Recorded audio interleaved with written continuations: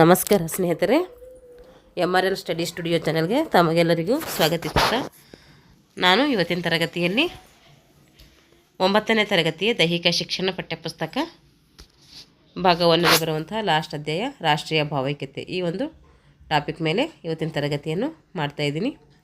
ಈ ಒಂದು ಟಾಪಿಕ್ಕು 9ನೇ ತರಗತಿಯ ಮಕ್ಕಳಿಗೂ ಹಾಗೂ ದೈಹಿಕ ಶಿಕ್ಷಣ ಶಿಕ್ಷಕರಿಗೆ ಈ ಒಂದು ಟಾಪಿಕ್ಕು ಯೂಸ್ ಆಗುತ್ತೆ ಅಂತ ಹೇಳ್ತಾ ಇವತ್ತಿನ ತರಗತಿಯನ್ನು ಪ್ರಾರಂಭಿಸೋಣ.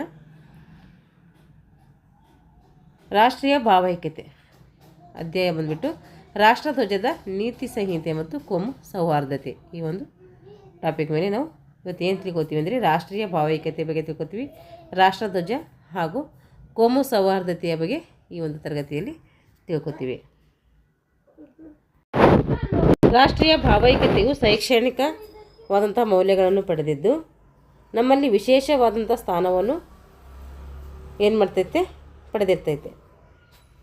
ರಾಷ್ಟ್ರೀಯ ಭಾವೈಕ್ಯತೆ ಒಂದು ಶೈಕ್ಷಣಿಕ ಮೌಲ್ಯವನ್ನು ಹೊಂದಿರ್ತೈತೆ, ಅದು ನಮ್ಮಲ್ಲಿ ವಿಶೇಷವಾದಂಥ ಒಂದು ಸ್ಥಾನಮಾನವನ್ನು ಏನು ಮಾಡಿದೆ ಅಂದರೆ ಪಡೆದುಕೊಂಡಿರ್ತದೆ. ಈ ಪಾಠದಲ್ಲಿ ನಾವು ರಾಷ್ಟ್ರೀಯ ಭಾವೈಕ್ಯತೆಗೆ ಸಂಬಂಧಿಸಿದಂಥ ಅಂಶಗಳ ಬಗ್ಗೆ ಏನು ಮಾಡ್ತೀವಿ ತಿಳ್ಕೊತೀವಿ.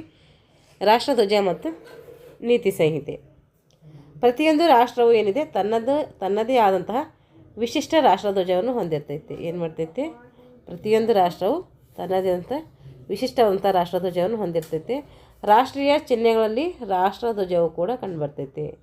ರಾಷ್ಟ್ರೀಯ ಚಿಹ್ನೆಗಳಂತ ಏನಂತೀವಲ್ಲ, ರಾಷ್ಟ್ರೀಯ ಚಿಹ್ನೆಗಳಂದರೆ ಇವಾಗ ರಾಷ್ಟ್ರೀಯ ಪ್ರಾಣಿ, ರಾಷ್ಟ್ರೀಯ ಪಕ್ಷಿ, ಹಾಗೆ ರಾಷ್ಟ್ರೀಯ ಲಾಂಛನ ಇವೆಲ್ಲ ಕರಿತೀವಲ್ಲ, ಅವೆಲ್ಲ ಏನು ರಾಷ್ಟ್ರಗೀತೆ, ಇವೆಲ್ಲ ರಾಷ್ಟ್ರೀಯ ಚಿಹ್ನೆಗಳು ಅಂತೇಳಿ ನಾವು ಕರಿತೀವಿ. ಆದರೆ ರಾಷ್ಟ್ರಧ್ವಜ ಏನು ರಾಷ್ಟ್ರೀಯ ಚಿಹ್ನೆಗಳಲ್ಲಿ ಅತ್ಯಂತ ಗೌರವಯುತವಾದಂಥ ಸ್ಥಾನವನ್ನು ಈ ರಾಷ್ಟ್ರಧ್ವಜವು ಪಡೆದುಕೊಂಡಿದೆ. ರಾಷ್ಟ್ರಧ್ವಜವನ್ನು ಗೌರವಿಸುವ ಮತ್ತು ಸಂರಕ್ಷಿಸುವುದು ಪ್ರತಿಯೊಬ್ಬ ನಾಗರಿಕನ ಕರ್ತವ್ಯ. ನಾವು ಭಾರತದ ಪ್ರಜೆಗಳಾಗಿದ್ದೀವಿ ಅಂದರೆ ನಾವೇನು ಮಾಡಬೇಕು, ರಾಷ್ಟ್ರಧ್ವಜ ಮತ್ತು ರಾಷ್ಟ್ರಗೀತೆಯನ್ನು ಗೌರವಿಸಬೇಕು. ನಮ್ಮ ದೇಶವು ರಾಷ್ಟ್ರಧ್ವಜವು 3 ಬಣ್ಣಗಳಿಂದ ಕೂಡಿದೆ. ರಾಷ್ಟ್ರಧ್ವಜ ಏನು ಮಾಡಿದೆ, 3 ಬಣ್ಣಗಳನ್ನು ಕೂಡಿದೆ. ಅದಕ್ಕೆ ನಾವು ತಿರಂಗ ಅಂತೇಳಿ ಕರಿತೀವಿ. ನಮ್ಮ ರಾಷ್ಟ್ರಧ್ವಜವನ್ನು 1947 ಜುಲೈ 22ರಂದು ಏನು ಮಾಡಿದ್ವಿ, ರಾಜ್ಯಾಂಗ ರಚನಾ ಸಭೆಯಲ್ಲಿ ಅಂಗೀಕರಿಸಲಾಗಿದೆ. ಏನು ಮಾಡಲಾಗಿದೆ, ನಮ್ಮ ರಾಷ್ಟ್ರಧ್ವಜವನ್ನು 1947 ಜುಲೈ 22ರಂದು ರಾಜ್ಯಾಂಗ ರಚನಾ ಸಭೆಯಲ್ಲಿ ಏನು ಮಾಡಲಾಗಿದೆ, ಅಂಗೀಕರಣ ಮಾಡಲಾಗಿದೆ. ರಾಷ್ಟ್ರಧ್ವಜದಲ್ಲಿ ಮೇಲಿನಿಂದ ಅನುಕ್ರಮವಾಗಿ ಕೇಸರಿ, ಬಿಳಿ, ಹಸಿರು ಬಣ್ಣಗಳನ್ನು ಹೊಂದಿದೆ. ಏನು ಮಾಡಿದೆ, ರಾಷ್ಟ್ರಧ್ವಜ ಮೇಲಿನಿಂದ ಅಂದರೆ ಕೇಸರಿ, ಬಿಳಿ, ಹಸಿರು. ಕೇಸರಿಯನ್ನು ಸೂಚಿಸುತ್ತೆ ನಮಗೆ ಧೈರ್ಯವನ್ನು ಸೂಚಿಸುತ್ತೆ, ಬಿಳಿ ಶಾಂತಿ, ಹಸಿರು ಸಸ್ಯ ಶ್ಯಾಮಲೆಯನ್ನು ಸೂಚಿಸುತ್ತೆ. ಮಧ್ಯದಲ್ಲಿ ಯಾವ ಬಣ್ಣ ಇದೆ ಅಂದರೆ ಬಿಳಿ ಬಣ್ಣ ಇದೆ. ಅಲ್ಲಿ ಮಧ್ಯದಲ್ಲಿ ಪಟ್ಟೆ ಕೂಡ ಇದೆ, ಅದು ಕಡು ನೀಲಿ ಬಣ್ಣವನ್ನು ಹೊಂದಿದೆ. ಅದರಲ್ಲಿ ಕಡು ನೀಲಿ ಬಣ್ಣದಲ್ಲಿ ಅಶೋಕ ಚಕ್ರವನ್ನು ನಾವು ಕಂಡುಬರ್ತೀವಿ. ಅದು ಅಶೋಕ ಚಕ್ರ ಇರೋದೇ ಕಡು ನೀಲಿ ಬಣ್ಣ. ಆ ಚಕ್ರದಲ್ಲಿ ಏನಿದ್ದಾವೆ, 24 ಗೆರೆಗಳಿದ್ದಾವೆ. ಆ 24 ಗೆರೆಗಳು 24 ಗೆರೆಗಳು ಏನು ಮಾಡ್ತೀವಿ, ದಿನದ 24 ಗಂಟೆಗಳನ್ನು ಸೂಚಿಸ್ತವೆ. ಕೇಸರಿ ಬಣ್ಣ ಏನು ಮಾಡ್ತೈತೆ ನೋಡಿ, ಇಲ್ಲಿ ಕೊಟ್ಟಿದ್ದಾರೆ. ಕೇಸರಿ ಬಣ್ಣವು ಧೈರ್ಯ ಮತ್ತು ಭಕ್ತಿ ತ್ಯಾಗಗಳನ್ನು ಸೂಚಿಸುತ್ತೆ. ಧೈರ್ಯ, ಭಕ್ತಿ, ತ್ಯಾಗ 3 ಏನು ಸೂಚಿಸುತ್ತೆ ಅಂದರೆ ಕೇಸರಿ ಬಣ್ಣ ಸೂಚಿಸುತ್ತೆ. ಬಿಳಿ ಬಣ್ಣವು ಸತ್ಯ ಮತ್ತು ಶಾಂತಿಯನ್ನು ಸೂಚಿಸುತ್ತೆ, ಸತ್ಯ ಮತ್ತು ಶಾಂತಿ. ಹಸಿರು ಬಣ್ಣ ಸಮೃದ್ಧಿ, ಸಸ್ಯ ಸಮೃದ್ಧಿಯ ಬಗ್ಗೆ ಸೂಚಿಸುತ್ತೆ. ಅದು ಅಶೋಕ ಚಕ್ರವು ದೇಶದ ಜನಸಾಮಾನ್ಯರಲ್ಲಿ ಆಶೋತ್ತರವನ್ನು ಪೂರೈಸುವ ಪ್ರಗತಿಯ ದ್ಯೋತಕವಾಗಿದೆ. ಅಶೋಕ ಚಕ್ರ ಏನು, ಇದೊಂದು ಪ್ರಗತಿಯ ದ್ಯೋತಕ. ಈ ಚಕ್ರವು ನಿಲ್ಲದೆ ಸದಾ ಕಾಲ ಚಲಿಸುವಂತಾಗಬೇಕು ಅನ್ನೋದು ಆ ಒಂದು ಚಕ್ರದ ಉದ್ದೇಶ. ಈ ಕಾರಣಕ್ಕಾಗಿ ನಮ್ಮ ಸ್ವತಂತ್ರ ಭಾರತ ಧ್ವಜವನ್ನು ಚಕ್ರದಲ್ಲಿ ಏನಾಗಿದೆ, ಸೇರಿಸಲಾಗಿದೆ. ಈ ಚಕ್ರವು ಸಾರನಾಥದ ಅಶೋಕ ಸ್ತಂಭದಿಂದ ಆಯ್ಕೆ ಮಾಡಿಕೊಳ್ಳಲಾಗಿದೆ. ರಾಷ್ಟ್ರಧ್ವಜ ತಯಾರಿಸಲು ಹತ್ತಿಯಿಂದ ತಯಾರಿಸಿದ ಖಾದಿ ಬಟ್ಟೆಯನ್ನು ನಾವು ಉಪಯೋಗಿಸ್ಕೊತೀವಿ. ಅದರ ಉದ್ದ ಮತ್ತು ಅಗಲ, ಉದ್ದ ಎಷ್ಟಿದೆ ಅಂದರೆ 3 ಮೀಟರ್, ಅಗಲ 2 ಮೀಟರ್ ಅನುಪಾತದಲ್ಲಿ ಕಂಡುಬರ್ತೈತಿ. 3:2. ಇದೊಂದು ಸರಿ ರಿವರ್ಸ್ ಕೊಟ್ಟು ಕೇಳ್ತಾರೆ, 2:3 ಅಂತ ಕೊಡ್ತಾರೆ. ಇದು ರಾಂಗು. ನಾವು 3:2 ಇರೋದು ಹಾಕಬೇಕು. 3 ಮೀಟರ್ ಉದ್ದ, 2 ಮೀಟರ್ ಆಗಲ್ಲ ಅಂತ ಅರ್ಥ. ರಾಷ್ಟ್ರಧ್ವಜವನ್ನು ಹಾರಿಸಿದ ತಕ್ಷಣ ಗೌರವ ವಂದನೆಯನ್ನು ಸೂಚಿಸಿ ರಾಷ್ಟ್ರಗೀತೆಯನ್ನು ಹಾಡಬೇಕು. ಏನು ಮಾಡಬೇಕು, ನಾವು ರಾಷ್ಟ್ರಧ್ವಜವನ್ನು ಸೂಚಿಸಿ ರಾಷ್ಟ್ರಧ್ವಜವನ್ನು ಹಾರಿಸಿದ ತಕ್ಷಣ ಅದಕ್ಕೆ ನೋಡಬೇಕು, ವಂದನೆಯನ್ನು ಸೂಚಿಸಿ ರಾಷ್ಟ್ರಗೀತೆಯನ್ನು ನಾವು ಕೊನೆಯಲ್ಲಿ ಹಾಡಬೇಕು.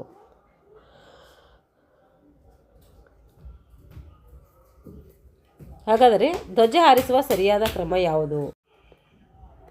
ಧ್ವಜ ಹಾರಿಸುವ ಸರಿಯಾದ ಕ್ರಮ ಮತ್ತು ಪದ್ಧತಿ ಅಂದರೆ ಗೌರವಯುತವಾದಂತಹ ಮತ್ತು ಎಲ್ಲರಿಗೆ ಕಾಣುವಂಥ ಸ್ಥಳದಲ್ಲಿ ಏನು ಮಾಡಬೇಕು, ನಾವು ಧ್ವಜವನ್ನು ಹಾರಿಸಬೇಕು. ಧ್ವಜ ಏನು ಮಾಡಬೇಕು, ಗೌರವಪೂರ್ವಕವಾಗಿ ಎಲ್ಲರಿಗೂ ಸಹಜವಾಗಿ ಕಾಣುವಂತೆ ಏನು ಮಾಡಬೇಕು, ನಾವು ಧ್ವಜವನ್ನು ಹಾರಿಸಬೇಕು.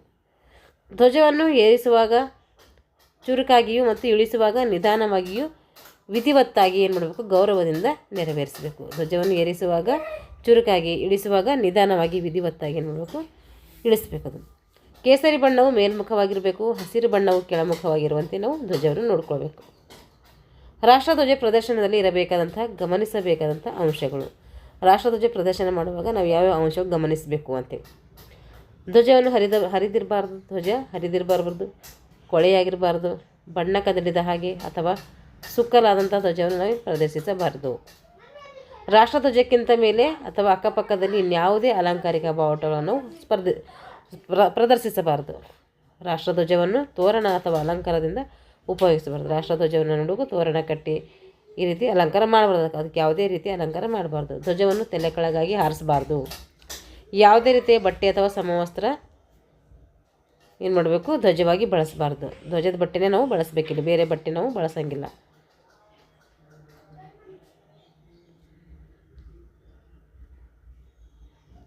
ನೆಲಕ್ಕೆ ಧ್ವಜ ತಾಗಿಸಬಾರ್ದು. ನಾವು ಧ್ವಜವನ್ನು ಏರಿಸುವಾಗ ಇಳಿಸುವಾಗ ನೆಲಕ್ಕೆ ತಾಗದಂತೆ ನೋಡ್ಕೋಬೇಕು. ಧ್ವಜದ ಮೇಲೆ ಯಾವುದೇ ರೀತಿಯ ಬರವಣಿಗೆ ಇರಬಾರ್ದು. ನಾವು ಯಾವುದೇ ರೀತಿಯ ಬರವಣಿಗೆ ಬರದಲ್ಲಿ ಹಾಕಬಾರ್ದು. ಜಾಹೀರಾತುಗಳಿಗೆ ಧ್ವಜವನ್ನು ಉಪಯೋಗಿಸಬಾರ್ದು. ಯಾವುದೇ ಒಂದು ಜಾಹೀರಾತು ಮಾಡ್ತಾಯಿದ್ದೀವಿ ಅಂದರೆ ಅದಕ್ಕೆ ನಾವು ಧ್ವಜ ಬಳಸಂಗಿಲ್ಲ. ರಾಷ್ಟ್ರಧ್ವಜ ಪ್ರದರ್ಶನ ಪ್ರಸಂಗಗಳು ಯಾವ್ಯಾವ ನಾವು ಪ್ರದರ್ಶನ ಮಾಡಬೇಕು ರಾಷ್ಟ್ರಧ್ವಜ ಅಂತ. ರಾಷ್ಟ್ರೀಯ ಹಬ್ಬಗಳಲ್ಲಿ ನೋಡಬೇಕು, ರಾಷ್ಟ್ರಧ್ವಜವನ್ನು ಹಾರಿಸಬೇಕು. ಅದು ಸೂರ್ಯೋದಯದಿಂದ ಸೂರ್ಯಾಸ್ತದವರೆಗೆ ಇರಬೇಕು. ಭಾರತ ಸರ್ಕಾರವು ಪ್ರಕಟಿಸಬಹುದಾದಂಥ ಯಾವುದೇ ದಿನದಂದೇ ನೋಡಬೇಕು ನಾವು ರಾಷ್ಟ್ರಧ್ವಜವನ್ನು ಪ್ರದರ್ಶನ ಮಾಡಬೇಕು. ಅರ್ಧ ಸ್ತಂಭದ ಪ್ರದರ್ಶನ ಯಾವಾಗ ಮಾಡಬೇಕಂದರೆ ರಾಷ್ಟ್ರೀಯ ಪ್ರತಿಷ್ಠಿತ ವ್ಯಕ್ತಿಗಳು ದೇಹಾಂತವಾದಾಗ ಅಂದರೆ ತೀರ್ಕೊಂಡಾಗ ಅವಾಗ ಏನು ಮಾಡ್ತದೆ ಅಂದರೆ ಸರ್ಕಾರಗಳು ಶೋಕ ದಿನವೆಂದು ಘೋಷಿಸಿ ಏನು ಮಾಡ್ತದೆ, ಧ್ವಜವನ್ನು ಸ್ತಂಭದ ಅರ್ಧಕ್ಕೆ ಇಳಿಸ್ತೈತಿ.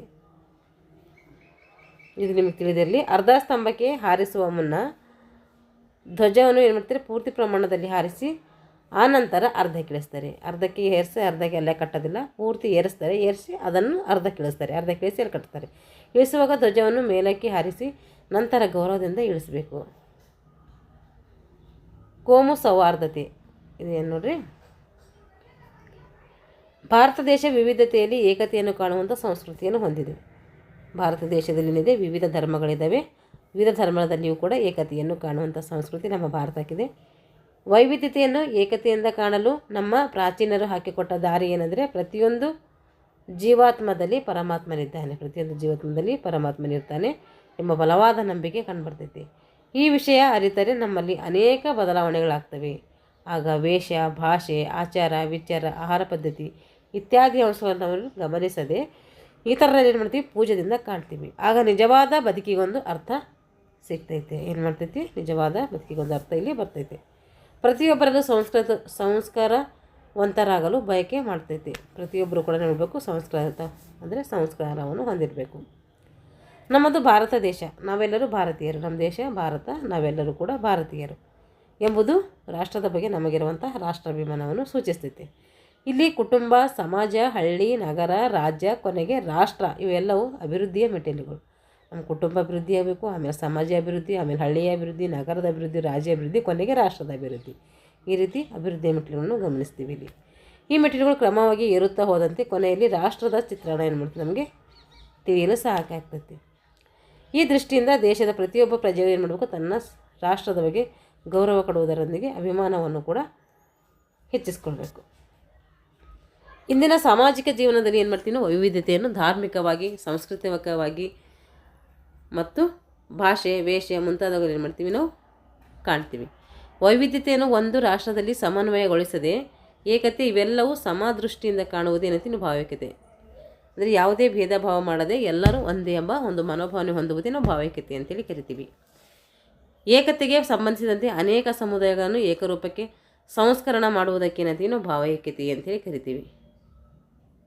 ಒಂದು ದೃಶ್ಯ ಮಾಧ್ಯಮವು ಒಂದು ಗುಂಪಿನ ಮೇಲೆ ಒಂದೇ ತೆರನಾದಂಥ ಪರಿಣಾಮ ಏನು ಮಾಡ್ತೈತೆ ಬೀರುವಂತೆ ರಾಷ್ಟ್ರೀಯ ಶಿಕ್ಷಣ ಕ್ಷೇತ್ರದಲ್ಲಿ ಅನೇಕ ಸನ್ನಿವೇಶಗಳು, ಅನುಭವಗಳು, ಚಟುವಟಿಕೆಗಳು, ಗುಂಪು ಮನೋಭಾವನೆ ಬೆಳೆಸಲು ಏನು ಮಾಡ್ತೈತೆ, ನಮ್ಮ ರಾಷ್ಟ್ರೀಯ ಭಾವೈಕ್ಯತೆ ಸಹಾಯ ಮಾಡ್ತೈತೆ. ಹಾಗಾದರೆ ರಾಷ್ಟ್ರೀಯ ಭಾವೈಕ್ಯತೆ ಬಳಸಬೇಕಾದ್ರೆ ಯಾವ ಕಾರ್ಯಕ್ರಮಗಳನ್ನು ಹಾಕ್ಕೊಳ್ಬೇಕು ಅಂತ. ಇಲ್ಲಿ ರಾಷ್ಟ್ರೀಯ ಹಬ್ಬಗಳು ಆಚರಣೆ ಮಾಡಬೇಕು, ಮತ್ತು ರಾಷ್ಟ್ರಾಭಿಮಾನ ಮೂಡಿಸುವಂಥ ವಿಶಿಷ್ಟ ಸಮಾರಂಭಗಳನ್ನು ನಾವು ಪ್ರದರ್ಶನ ಮಾಡಬೇಕು. ಉದಾಹರಣೆ ಹೇಳಬೇಕಾದ್ರೆ ವಿಮಾನ ಹಾರಾಟ ಪ್ರದರ್ಶನ, ಐತಿಹಾಸಿಕ ಪುರಾಣ ಪ್ರಸಿದ್ಧ ಸನ್ನಿವೇಶಗಳ ಪ್ರದರ್ಶನ, ಈ ರೀತಿಯೆಲ್ಲ ನಾವು ಸಮಾರಂಭಗಳನ್ನು ಮಾಡಬೇಕು. ವಿವಿಧ ಸಂಸ್ಕೃತಿಯನ್ನು ಬಿಂಬಿಸುವಂಥ ಮೇಳಗಳು ಮಾಡಬೇಕು. ಕೃಷಿ ಮೇಳ ಆಗಿರ್ಬೋದು, ಕರಕುಶಲ ಮೇಳ ಆಗಿರ್ಬೋದು, ಈ ರೀತಿ ಮೇಳಗಳನ್ನು ನಾವು ಮಾಡಬೇಕು. ವಿವಿಧ ಸಂಸ್ಕೃತಿಯನ್ನು ಬಿಂಬಿಸುವಂಥ ಮೇಳಗಳು ಮಾಡಬೇಕು. ಶೌರ್ಯ ವೀರ ಘೋಷಣೆಗಳು, ವೇಷಭೂಷಣ ಪ್ರದರ್ಶನ ಮಾಡಬೇಕು. ಸ್ಥಿರ ಚಿತ್ರಣ ಮೊದಲಾದವುಗಳನ್ನು ಮಾಡಬೇಕು, ಮೆರವಣಿಗೆ ಮಾಡಬೇಕು. ಇದರಿಂದ ನಾವು ಏನ್ಬೋದು, ರಾಷ್ಟ್ರೀಯ ಭಾವೈಕ್ಯತೆಯನ್ನು ಬೆಳೆಸ್ಬೋದು. ವೀರಗೀತೆಗಳನ್ನು ಸಾರುವಂಥ ದೃಶ್ಯ, ಸಂಭಾಷಣೆ ಮತ್ತು ನಾಟಕ ಮುಂತಾದವುಗಳ ಅಭಿನಯಕ್ಕೆ ಏನು ಮಾಡಬೇಕು, ಪ್ರೋತ್ಸಾಹ ನೀಡಬೇಕು. ಒಂದು ಪ್ರದೇಶದ ಜನಾಂಗದ ಸಮುದಾಯಕ್ಕೆ ಸೇರಿದ ಜಾನಪದ ಗೀತೆ, ಸಮೂಹ ಗೀತೆ, ನೃತ್ಯ, ಅಭಿನಯ ಗೀತೆ, ನೃತ್ಯ, ಸಂಗೀತ ಮುಂತಾದವುಗಳನ್ನು ಗುರುತಿಸಿ ಗೌರವಿಸಬೇಕು. ಹೀಗೆ ಕಾರ್ಯಕ್ರಮಗಳನ್ನು ಏನು ಮಾಡಬೇಕು, ಹಮ್ಮಿಕೊಳ್ಬೇಕು. ಇದರಿಂದ ಏನು ಮಾಡ್ಬೋದು, ನಾವು ರಾಷ್ಟ್ರೀಯ ಭಾವೈಕ್ಯತೆಯನ್ನು ಬೆಳೆಸಬಹುದು. ನಾಡಗೀತೆ, ದೇಶಭಕ್ತಿ ಗೀತೆ, ಜಾನಪದ ಗೀತೆ ಇವೆಲ್ಲವೂ ಏನು ಮಾಡಬೇಕು, ಸಾಮೂಹಿಕವಾಗಿ ಹಾಡಬೇಕು ಮತ್ತು ಅಭಿನಯವನ್ನು ಕೂಡ ಮಾಡಬೇಕು. ರಾಷ್ಟ್ರಗೀತೆಯನ್ನು ಗೌರವದಿಂದ, ಸ್ಪಷ್ಟವಾಗಿ, ಆತ್ಮವಿಶ್ವಾಸದಿಂದ, ಗಟ್ಟಿ ದನಿಯಲ್ಲಿ ಸಾಮೂಹಿಕವಾಗಿ ಹಾಡಬೇಕು. ಇವೆಲ್ಲ ಮಾಡೋದ್ರಿಂದ ನಮ್ಮ ಹತ್ರ ಏನು ಬರ್ತೈತೆ ಅಂದರೆ ರಾಷ್ಟ್ರೀಯ ಭಾವೈಕ್ಯತೆ ಬರ್ತೈತೆ. ಈಗ ಲೆಸನ್ಗೆ ಸಂಬಂಧಪಟ್ಟಂಥ ಪ್ರಶ್ನೋತ್ತರಗಳು. ಇಲ್ಲಿ ಗಂಟೆ ಏನು ಮಾಡಿದ್ವಿ, ಲೆಸನ್ ನೋಡಿದ್ವಿ, ಅದಕ್ಕೆ ಸಂಬಂಧಪಟ್ಟಂಥ ಪ್ರಶ್ನೋತ್ತರಗಳು ನೋಡೋಣ. ನಮ್ಮ ರಾಷ್ಟ್ರಧ್ವಜವು ಡ್ಯಾಶ್ ಎಂದು ಖ್ಯಾತಿ ಪಡೆದೈತೆ ಅಂದರೆ ತಿರಂಗ ಅಂತೇಳಿ ಖ್ಯಾತಿ ಪಡೆದಿದೆ. ಏನು ಮಾಡಿದೆ, ತ್ರಿರಂಗ.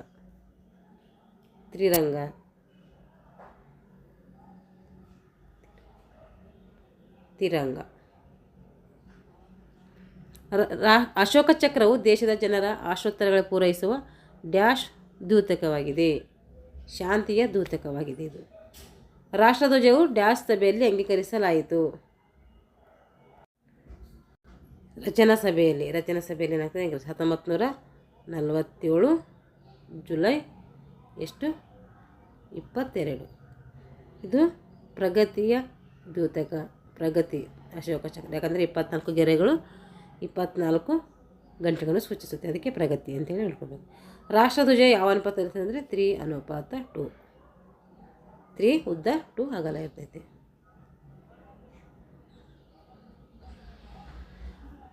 ಖಾಲಿ ಬಿಟ್ಟ ಸ್ಥಳವನ್ನು ಸೂಕ್ತ ಉತ್ತರದಿಂದ ನೋಡಬೇಕು, ನಾವು ಆಯ್ಕೆ ಮಾಡಬೇಕು. ರಾಷ್ಟ್ರಧ್ವಜನು ಹೊಂದಿರುವ ಬಣ್ಣಗಳು ಎಷ್ಟಂದರೆ 3 ಬಣ್ಣಗಳು. ಎಷ್ಟು ಧ್ವಜ ಹೊಂದಿದೆ? 3 ಬಣ್ಣ. ರಾಷ್ಟ್ರಧ್ವಜ ಅಂಗೀಕರಿಸಿದ ವರ್ಷ ಯಾವುದು ಅಂತಂದರೆ 1947 ಜುಲೈ 22. ಅಶೋಕ ಚಕ್ರದಲ್ಲಿರುವಂತಹ ಗೆರೆಗಳು ಎಷ್ಟು ಅಂದರೆ 24 ಗೆರೆಗಳು. ಕೇಸರಿ ಬಣ್ಣ ಏನನ್ನು ಸೂಚಿಸುತ್ತೆ ಅಂದರೆ ಕೇಸರಿ ಬಣ್ಣ ತ್ಯಾಗ ಮತ್ತು ಧೈರ್ಯ, ಶೌರ್ಯವನ್ನು ಸೂಚಿಸುತ್ತೆ. ರಾಷ್ಟ್ರಧ್ವಜದಲ್ಲಿರುವ ಚಕ್ರವು ಯಾವುದರ ಸಂಕೇತ ಅಂದರೆ ಪ್ರಗತಿಯ ಸಂಕೇತ. ರಾಷ್ಟ್ರೀಯ ಭಾವೈಕ್ಯತೆ ಅಂದರೆ ಏನಂದರೆ ನಾವು ನಮ್ಮವರು ಎಂಬ ಭಾವನೆಯನ್ನು ಬದುಕುವುದೇ ರಾಷ್ಟ್ರೀಯ ಭಾವೈಕ್ಯತೆ ಅಂತೇಳಿ ಕರಿತೀವಿ. 2-3 ವಾಕ್ಯದಲ್ಲಿ ಉತ್ತರಿಸಬೇಕು. ಕೋಮು ಸೌಹಾರ್ದತೆಯ ಮಹತ್ವವನ್ನು ಬರೀಬೇಕು. ಇದು ಬುಕ್ಸಲ್ಲಿದೆ, ಬರೀರಿ. ರಾಷ್ಟ್ರಧ್ವಜದ ಪ್ರದರ್ಶನ ಪ್ರಸಂಗಗಳು ಕೂಡ ಬುಕ್ಸಲ್ಲಿದೆ. ರಾಷ್ಟ್ರೀಯ ಭಾವೈಕ್ಯತೆ ಮೂಡಿಸುವ 2 ಕಾರ್ಯಕ್ರಮಗಳು, ರಾಷ್ಟ್ರಧ್ವಜವನ್ನು ಹಾರಿಸುವ 2 ಸರಿಯಾದ ಕ್ರಮ, ಇವೆಲ್ಲವೂ ಕೂಡ ಏನಾದರೂ ಬುಕ್ಸಲ್ಲಿದೆ, ನೀವು ನೋಡ್ಕೊಂಡು ಬರೀರಿ. ಇದು ಕೇಳಿದ್ದೀನಿ, ನೀವು ಒಂದ್ಸರಿ ನೋಡ್ಕೊಂಡು ಬರೀರಿ. ಇಲ್ಲಿಗೆ ಏನಾಯ್ತು ಅಂದರೆ ರಾಷ್ಟ್ರೀಯ ಧ್ವಜದ ಬಗ್ಗೆ ನಾವೇನು ಮಾಡೀವಿ, ತಿಳ್ಕೊಂಡಿವಿ. ಇದು ಏನಿದೆ ಪ್ರಾಯೋಗಿಕತೆ ಇದೆ ಅಂದರೆ ಒಂದು ಹಾಡ ಇದೆ ಅಷ್ಟೇ. ಇದು ನಿತ್ಯೋತ್ಸವ ಅಂತ. ಇದು ಯಾರು ಬರೆದರು ಅಂದರೆ KS ನಿಸಾರ್ ಅಹಮದ್ ಅವರು ಬರೀತಾರೆ. ಇದೇನು ಬೇಕಾಗಿಲ್ಲ ನಮಗೆ. ಸಾಂಗು ಅದ್ರದ್ದು ಇಷ್ಟು ಹೇಳ್ಬಿಡ್ತೀನಿ, ಇಷ್ಟು ಹೇಳ್ಬಿಟ್ರೆ ಇದು ಮುಗಿದೋಗುತ್ತೆ. ನೋಡಿರಿ, KS ನಿಸಾರ್ ಅಹಮದ್ ಬಗ್ಗೆ ತಿಳ್ಕೊಳ್ಳೋಣ. ಇವರು ನಾಡೋಜ ಪ್ರೊಫೆಸರ್ KS ನಿಸಾರ್ ಅಹಮದ್ ಅವರು 73ನೇ ಅಖಿಲ ಭಾರತ ಕನ್ನಡ ಸಾಹಿತ್ಯ ಸಮ್ಮೇಳನದ ಅಧ್ಯಕ್ಷರಾಗಿರ್ತಾರೆ. ಇವರು ಕವಿಯಾಗಿರ್ತಾರೆ, ವಿಮರ್ಶಕರಾಗಿರ್ತಾರೆ, ವೈಚಾರಿಕ ಗದ್ಯಕಾರ ಕೂಡ ಆಗಿರ್ತಾರೆ. ಇವರು ಬೆಂಗಳೂರು ಜಿಲ್ಲೆಯ ದೇವನಹಳ್ಳಿಯಲ್ಲಿ 5/2/1936 ಜನಿಸ್ತಾರೆ. ಇವರ ಪೂರ್ಣ ಹೆಸರು KS ನಿಸಾರ್ ಅಂದರೆ ಕೊಕ್ಕರೆ ಹೊಸಹಳ್ಳಿ ಶೇಖ್ ಹೈದರ್ ನಿಸಾರ್ ಅಹಮದ್ ಅಂತೇಳಿ ನೆನ್ಪಿಟ್ಟುಕೊಳ್ಬೇಕು. ಕೇಳಿದ್ರೆ ಕೇಳ್ತಾರೆ ಎಕ್ಸಾಮ್ಗೆ. ಇವರು ಜೋಗದ ಸಿರಿ ಬೆಳಕಿನಲ್ಲಿ ಏನು ಮಾಡ್ತಾರೆ, ಈ ಪದ್ಯವನ್ನು ಬರೀತಾರೆ. ಸಾಂಗನ್ನು, ಈ ಸಾಂಗು ಫೇಮಸ್ ಆಗಿರುವಂಥ ಒಂದು ಸಾಂಗು. ಅಂದರೆ ಸಹ್ಯಾದ್ರಿಯ ವನಶ್ರೀಯನ್ನು ಮನತಣಿಯುವ ಹಾಡಿ ಹೊಗಳಿದಂತಹ ನಿಸಾರ್ ಅಹಮದ್ ಅವರು ಭಾರತೀಯ ಭಾಷೆಗಳಲ್ಲಿ ಮೊಟ್ಟ ಮೊದಲ ಬಾರಿಗೆ ಭಾವಗೀತೆಗಳ ಕ್ಯಾಸೆಟ್ ಆದಂತಹ ನಿತ್ಯೋತ್ಸವ ಏನು ಮಾಡ್ತಾರೆ, ಹೊರತರ್ತಾರೆ. ಭಾರತೀಯ ಭಾಷೆಗಳಲ್ಲಿ ಮೊಟ್ಟ ಮೊದಲೇ ಭಾವಗೀತೆ ಇದು. ಯಾವುದು? ನಿತ್ಯೋತ್ಸವ. ಕನ್ನಡಿಗರಲ್ಲಿ ಹೊಸ ಅಭಿರುಚಿಯನ್ನು ಮೂಡಿಸಲಿರುತ್ತಾರೆ. ಇವರು ಸಫಲರಾಗ್ತಾರೆ. ಇವರು ಭೂಗರ್ಭಶಾಸ್ತ್ರದಲ್ಲಿ ಸ್ನಾತಕೋತ್ತರ ಅಂದರೆ MA ಪದವಿಯನ್ನು ಪಡ್ಕೋತಾರೆ. ಮೈಸೂರು, ಕಲಬುರಗಿ, ಚಿತ್ರದುರ್ಗ, ಬೆಂಗಳೂರು ಕಾಲೇಜುಗಳಲ್ಲಿ ಭೂಗರ್ಭಶಾಸ್ತ್ರದ ಪ್ರಾಧ್ಯಾಪಕರು ಕೂಡ ಆಗಿ ಕೆಲಸವನ್ನು ಮಾಡ್ತಾರೆ ಇವರು. ಇಷ್ಟು ಇವ್ರ ಬಗ್ಗೆ ಆಯಿತು. ಇಲ್ಲಿಗೆ ಏನಾಯ್ತಂದರೆ ಈ ಒಂದು ರಾಷ್ಟ್ರೀಯ ಭಾವೈಕ್ಯತೆ ಬಗ್ಗೆ ತಿಳ್ಕೊಂಡಿವಿ. ಇವಾಗ ಸ್ವಲ್ಪ ಇಲ್ಲಿ ಕ್ರೀಡಾ ಸಾಧಕರು ನೀಡುವಂಥ ಪ್ರಶಸ್ತಿಗಳು ನೋಡಿರಿ. ಇಲ್ಲಿ ಅರ್ಜುನ ಪ್ರಶಸ್ತಿ ಕೊಟ್ಟಿದ್ದಾರೆ. ಇದು 1962ರಲ್ಲಿ ಸ್ಥಾಪನೆಯಾಯಿತು. ಭಾರತ ಸರ್ಕಾರ ರಾಷ್ಟ್ರದಲ್ಲಿನ ಉನ್ನತ ರಾಷ್ಟ್ರಮಟ್ಟದ ಕ್ರೀಡಾ ಸಾಧನೆಗೈದವರನ್ನು ಗುರುತಿಸಿ ಅಂದರೆ ಕ್ರೀಡಾ ಸಾಧನೆ ಮಾಡಿದಂಥ ಕ್ರೀಡಾಪಟುಗಳಿಗೆ ಏನು ಮಾಡ್ತಾರೆ, ಅರ್ಜುನ ಪ್ರಶಸ್ತಿಯನ್ನು ಕೊಡ್ತಾರೆ. ಎಷ್ಟರಲ್ಲಿ ಸ್ಥಾಪನೆ ಆಯ್ತು ಅಂದರೆ 1961ರಲ್ಲಿ. ಈ ಪ್ರಶಸ್ತಿ ಎಷ್ಟು ಬಹುಮಾನ ಇದೆ ಅಂದರೆ ಇದಕ್ಕೆ 15 ಲಕ್ಷ ಬಹುಮಾನ ಇದೆ. ಎಷ್ಟಿದೆ? 15 ಲಕ್ಷ. ಇದು ಕಂಚಿನಿಂದ ನಿರ್ಮಿಸಿದ ಅರ್ಜುನನ ಮೂರ್ತಿ ಕೊಡ್ತಾರೆ. ಪ್ರಮಾಣ ಪತ್ರ ಕೂಡ ಕೊಡ್ತಾರೆ ಇದಕ್ಕೆ. ಈ ಪ್ರಶಸ್ತಿಯನ್ನು ಪ್ರದಾನ ಮಾಡುವಾಗ ಕ್ರೀಡಾಪಟುಗಳು ಪ್ರಸ್ತುತ ಸಾಧನೆ ಹಾಗೂ ಹಿಂದಿನ 3 ವರ್ಷದ ಸಾಧನೆಯನ್ನು ಗುರುತಿಸ್ತಾರೆ.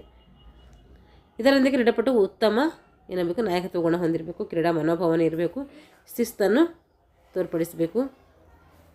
ಒಲಿಂಪಿಕ್ ಕ್ರೀಡೆ, ಏಷ್ಯನ್ ಕ್ರೀಡಾಕೂಟ, ಕಾಮನ್ವೆಲ್ತ್ ಕ್ರೀಡಾಕೂಟ, ವಿಶ್ವಕಪ್ಪು, ವಿಶ್ವ ಚಾಂಪಿಯನ್ಶಿಪ್ನಲ್ಲಿ ನಡೆಯುವಂಥ ಕ್ರೀಡೆಗಳಲ್ಲಿ ಹಾಗೂ ಕ್ರಿಕೆಟ್ನಲ್ಲಿ ಸಾಧನೆಗಳನ್ನು ಪರಿಗಣಿಸಿ ಏನು ಮಾಡ್ತಾರೆ, ಈ ಪ್ರಶಸ್ತಿಯನ್ನು ನೀಡ್ತಾರೆ. ಭಾರತೀಯ ಕ್ರೀಡೆಗಳು ಮತ್ತು ವಿಕಲಚೇತನರಿಗೆ ಕ್ರೀಡಾಕೂಟಗಳನ್ನು ಇತ್ತೀಚಿನ ದಿನಗಳಲ್ಲಿ ಏನು ಮಾಡಲಾಗ್ತಿದೆ, ಗುರುತಿಸಲಾಗ್ತಾಯಿದೆ. ಇದು ಅರ್ಜುನ ಪ್ರಶಸ್ತಿ ಮೂರ್ತಿ. ಇದು ಇವಾಗ ದ್ರೋಣಾಚಾರ್ಯ ಪ್ರಶಸ್ತಿ. ಇದು ಎಷ್ಟರ ಸ್ಥಾಪನೆ ಆಯ್ತಂದರೆ 1985ರಲ್ಲಿ ಸ್ಥಾಪನೆ ಆಗ್ತೈತೆ. ಭಾರತ ಸರ್ಕಾರವು ಕ್ರೀಡಾ ತರಬೇತಿದಾರರಿಗೆ ಏನು ಮಾಡ್ತದೆ, ದ್ರೋಣಾಚಾರ್ಯ ಪ್ರಶಸ್ತಿಯನ್ನು ನೀಡ್ತೈತೆ. ದ್ರೋಣಾಚಾರ್ಯ ಪ್ರಶಸ್ತಿ 1985ರಲ್ಲಿ ಅಸ್ತಿತ್ವಕ್ಕೆ ಬರ್ತೈತೆ. ಈ ಪ್ರಶಸ್ತಿ ಬಹುಮಾನ ಕೂಡ 15 ಲಕ್ಷ. ಇದು ದ್ರೋಣಾಚಾರ್ಯರ ಕಂಚಿನ ಮೂರ್ತಿ ಇರ್ತೈತಿ ಇಲ್ಲಿ, ಹಾಗೂ ಒಂದು ಪ್ರಮಾಣ ಪತ್ರವನ್ನು ಕೂಡ ಕೊಟ್ಟಿರ್ತಾರೆ. ಉತ್ತಮ ಕ್ರೀಡಾಪಟುಗಳನ್ನು ಸೃಷ್ಟಿಸುವಲ್ಲಿ ಕ್ರೀಡಾ ತರಬೇತಿದಾರರಿಗೆ ಪ್ರೇರೇಪಣೆ ನೀಡಲು ಏನು ಮಾಡ್ತಾರೆ, ಈ ಪ್ರಶಸ್ತಿಯನ್ನು ನೀಡ್ತಾರೆ. ಭಾರತ ಕ್ರೀಡಾ ಸಾಧನೆಯನ್ನು ಹೆಚ್ಚಿಸುವುದು ಈ ಒಂದು ಪ್ರಶಸ್ತಿಯ ಉದ್ದೇಶ ಆಗಿರ್ತೈತೆ. ಪ್ರಶಸ್ತಿ ನೀಡಲಾಗುವ ಹಿಂದಿನ 3 ವರ್ಷಗಳಲ್ಲಿ ಕ್ರೀಡಾ ತರಬೇತುದಾರರು ಗೆದ್ದಿರುವಂಥ ನಿರಂತರ ಸಾಧನೆಗಳನ್ನು ಇಲ್ಲಿ ಏನು ಮಾಡ್ತಾರೆ, ಪರಿಗಣಿಸ್ತಾರೆ. ಭಾರತದಲ್ಲಿ ಕ್ರೀಡೆಗಳನ್ನು ಸುಧಾರಿಸುವಲ್ಲಿ ತಮ್ಮ ಜೀವನವನ್ನು ಮುಡಿಪಾಗಿಟ್ಟವರನ್ನು ಗುರುತಿಸಲು ಈ ಪ್ರಶಸ್ತಿಯನ್ನು ನೀಡ್ತಾರೆ. ಇದು ದ್ರೋಣಾಚಾರ್ಯರ ಮೂರ್ತಿ. ಇದು ಈಗ 2 ಪ್ರಶಸ್ತಿಗಳ ಬಗ್ಗೆ ತಿಳ್ಕೊಂಡು ಇಲ್ಲಿಗೆ ಏನಾಯಿತು, ಕಂಪ್ಲೀಟ್ 9ನೇ ತರಗತಿಯ ಭಾಗವನ್ನು ಪಠ್ಯಪುಸ್ತಕ ಕಂಪ್ಲೀಟ್ ಆಯಿತು. ಇಲ್ಲಿವರೆಗೆ ನಾನು 6th ಇಂದ 9th ಗಂಟೆ ಏನು ಮಾಡಿದ್ದೀನಿ, ಪಠ್ಯಪುಸ್ತಕವನ್ನು ಮುಗಿಸಿದ್ದೀನಿ. ಇವಾಗ ಭಾಗ 2 ಸ್ಟಾರ್ಟ್ ಮಾಡಿ 10ನೇದೊಂದು ಮುಗಿಸಿದ್ರೆ ಏನಾಗುತ್ತೆ, ಫುಲ್ಲು ದೈಹಿಕ ಶಿಕ್ಷಣ ಪಠ್ಯಪುಸ್ತಕ ಫುಲ್ ಅನಾಲಿಸಿಸ್ ಮುಗಿದೋಗಿರುತ್ತೆ. ಹಾಗೆ ನಾನು ಪಠ್ಯಕ್ರಮಕ್ಕೆ ಸಂಬಂಧಪಟ್ಟಂತಹ ಪಠ್ಯಕ್ರಮ ಇಟ್ಕೊಂಡು ಆಥರ್ ಬುಕ್ಸ್ ಕೂಡ ನಾನು ಹೇಳ್ತಾ ಇದ್ದೀನಿ. ಅದು ಕೂಡ ಅಲ್ಲಿ ಕೂಡ ತರಗತಿಗಳನ್ನು ವೀಕ್ಷಿಸಿ. ಈಗಾಗಲೇ ದೈಹಿಕ ಶಿಕ್ಷಣ, ಇತಿಹಾಸ ಇದೆಲ್ಲ ಮುಗಿಸಿದ್ದೀನಿ. ಇವಾಗ ಅನಾಟಮಿನೂ ಮುಗಿಸಿದ್ದೀನಿ. ಈಗ ಸೈಕಾಲಜಿ ಸ್ಟಾರ್ಟ್ ಮಾಡಿದ್ದೀನಿ. ಈಗ ಆರೋಗ್ಯ ಶಿಕ್ಷಣ ಕೂಡ ಸ್ಟಾರ್ಟ್ ಮಾಡಿದ್ದೀನಿ. ಇಷ್ಟೇನು ಮಾಡಿದ್ದೀನಿ ಅಂದರೆ ದೈಹಿಕ ಶಿಕ್ಷಣಕ್ಕೆ ಸಂಬಂಧಪಟ್ಟಂತೆ ಹೇಳಿದ್ದೀನಿ. ನಾನು ಇನ್ನೂ ಏನು ಮಾಡ್ತೀನಿ ಅಂದರೆ ದೈಹಿಕ ಶಿಕ್ಷಣದ ಪಠ್ಯಪುಸ್ತಕ ಫುಲ್ಲು ಮುಗಿಸಿ ಆಮೇಲೆ ಪ್ರಶ್ನೆ ಪತ್ರಿಕೆಗಳನ್ನು ಕೂಡ ಅನಾಲಿಸಿಸ್ ಮಾಡೋಣ. ಒಂದ್ಸರಿ ಅವನು ಕೂಡ ಬಿಡಿಸಿದ್ದೀನಿ. ಇನ್ನೂ ಡೀಟೇಲಾಗಿ ಅನಾಲಿಸಿಸ್ ಮಾಡಿದ ಪ್ರಶ್ನೆ ಪತ್ರಿಕೆಗಳ ಆನ್ಸರ್ ಅಷ್ಟೇ ಹೇಳಿದ್ದೀನಿ. ಅವಕ್ಕೆಲ್ಲ ಮುಂದಿನ ತರಗತಿಯಲ್ಲಿ ಏನು ಮಾಡೋಣ, ಎಲ್ಲದರ ಬಗ್ಗೆ ತಿಳ್ಕೊಳ್ಳೋಣ ಅಂತ ಹೇಳ್ತಾ ಇಲ್ಲಿಗೆ ತರಗತಿಯನ್ನು ಮುಗಿಸ್ತಾ ಇದ್ದೀನಿ. ಯಾರೆಲ್ಲ ನಮ್ಮ ಚಾನಲ್ ಸಬ್ಸ್ಕ್ರೈಬ್ ಮಾಡ್ಕೊಂಡು ವಿಡಿಯೋವನ್ನು ವಾಚ್ ಮಾಡಿ ಅಂತ ಹೇಳ್ತಾ ಥ್ಯಾಂಕ್ಸ್ ಫಾರ್ ವಾಚಿಂಗ್ ಆಲ್.